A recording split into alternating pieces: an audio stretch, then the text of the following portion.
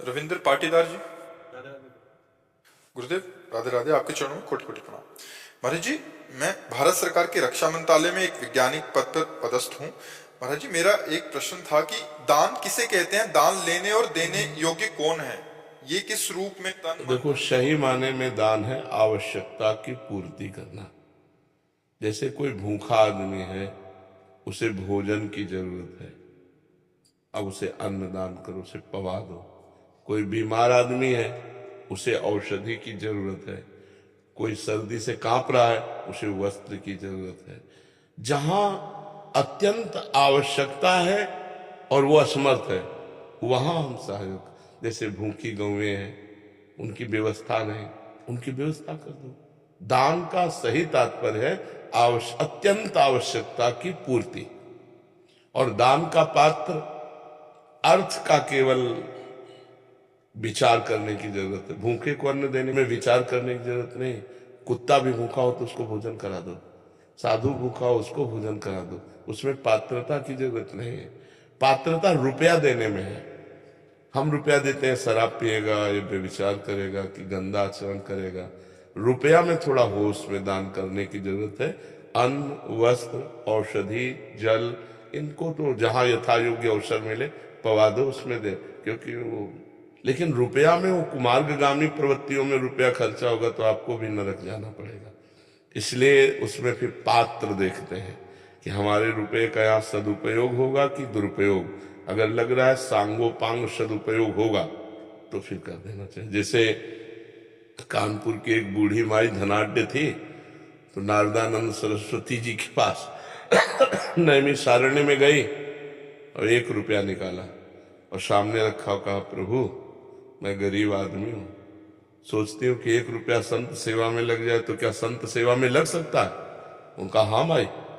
भंडारी को बुलाया, का 1 रुपया का नमक लाओ, पूरी दाल में डाल दो, सब संतों के सामने दाल परोसी जाएगी, और माई आज तुम भी प्रसाद पालो। फिर उसने करोड़ों की संपत्ति स्वामी जी के नाम कर दी कि जो 1 रुपये का सदुपयोग कर सकता है वो करोड़ों का सदुपयोग कर सकता है। तो रुपया थोड़ा देख समझ के ध्यान देने की बात है। अन्य वस्तुएं अवसर पर, आवश्यकता पर हमें दे देनी चाहिए, उसमें विचार करने की जरूरत नहीं। जब अर्थ देने की बात है, जैसे कोई मांग रहा है आपसे, संत वेशधारी, एक तो संत मांगेगा नहीं। जो भगवान का निज जन है वो कभी ऐसे नहीं करेगा, ये हम तुम्हें पक्की बात बता देते हैं। जो कहावे मुआर दासा, करे तुच्छ नरन के आशा, तो कहो कहाँ रहा विश्वासा। भगवान का दास कहलाकर मरण धर्मा शरीरधारियों के सामने हाथ पसारे तो भगवान का दास है क्या? अरे भगवान की दासी है लक्ष्मी जी, और लक्ष्मी पति के हम दास हैं। कि हमें जो आवश्यकता होगी प्रभु देंगे, तुमसे क्या मांगने की जरूरत है। तो भगवान का भक्त या कोई संत या सन्यासी, मुझे तो नहीं लगता जो असलियत में सतमार्ग में चलता है, उसका लक्ष्य तो भगवान है, तत्व ज्ञान है। वो रुपया के लिए, न औषधि के लिए, न यात्रा के लिए पैसा मांगेगा नहीं।